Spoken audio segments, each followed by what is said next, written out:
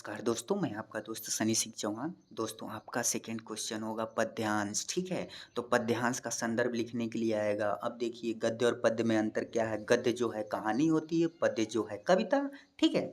तो कविता जी के बारे में जानना आपको ज़रूरी है। कविता यानी कि जैसे जो लिखा रहेगा, ठीक है?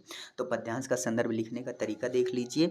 जैसे मान लीजिए कि पद्यांश आपका आएगा, अब उसको ध्यान से पढ़ना आप लोग, पढ़ने के बाद उसका मीन्स अपने मन से निकालना। ज़रूरी नहीं है कि कोई आपको बताए, किसी पे डिपेंड मत रहना दोस्त। एग्जामिनेशन में किसी पे डिपेंड नहीं रहना, अपने मन से पढ़ना, पढ़ के उसका मीन्स खुद अपने मन से निकालना। शब्दों को पढ़ोगे आपको खुद समझ में आ जाएगा। इवन अगर आपको हिंदी के शब्द नहीं समझ में आ रहे हैं, कविता के शब्द नहीं समझ में आ रहे हैं, तो भोजपुरी में सोच के देखना उसमें कह क्या सकता है। कुछ वर्ड तो समझ में आ रहा होगा, उसके बाद अपने मन से बना लेना कि इसका मतलब यही हो सकता है, ये बात यही कह रहा होगा, ठीक है? तो उसका पद्यांश का संदर्भ लिखने का तरीका देख लीजिए।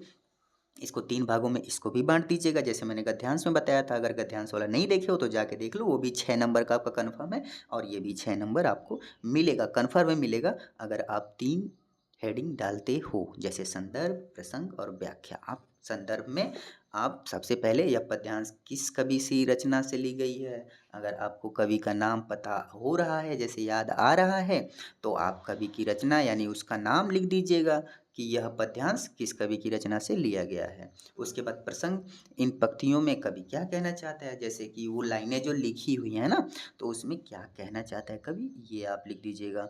उसके बाद व्याख्या कर दीजिएगा, जैसे कि उसके विचार क्या हैं, उसमें कहना क्या चाहता है, उसका सोच क्या है, ठीक है? कविता का मेन आपको मोटो क्या है, यानी कि वो आपको संदेश क्या देना चाहता है, ये सारी चीज़ें आपको लिखना होगा।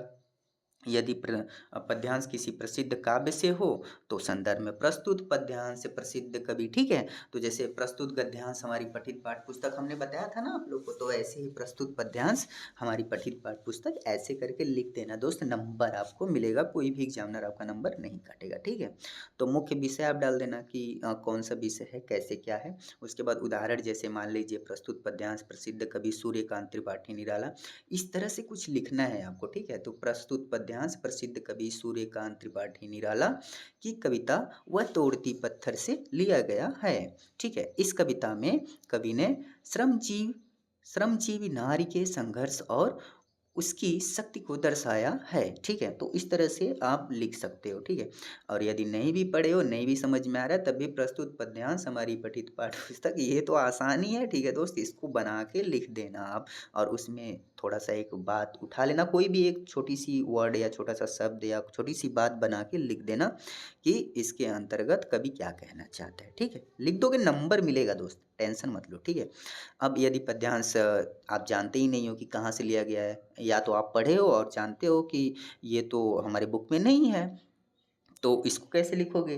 तो प्रस्तुत पद्यांश एक सामान्य काव्य रचना या अंश है जिसमें मुख्य विषय का वर्णन किया गया है। वो मुख्य विषय आप डाल दीजिएगा किसका वर्णन किया गया है, ठीक है ना? तो प्रस्तुत पद्यांश एक सामान्य काव्य है, ठीक है ना?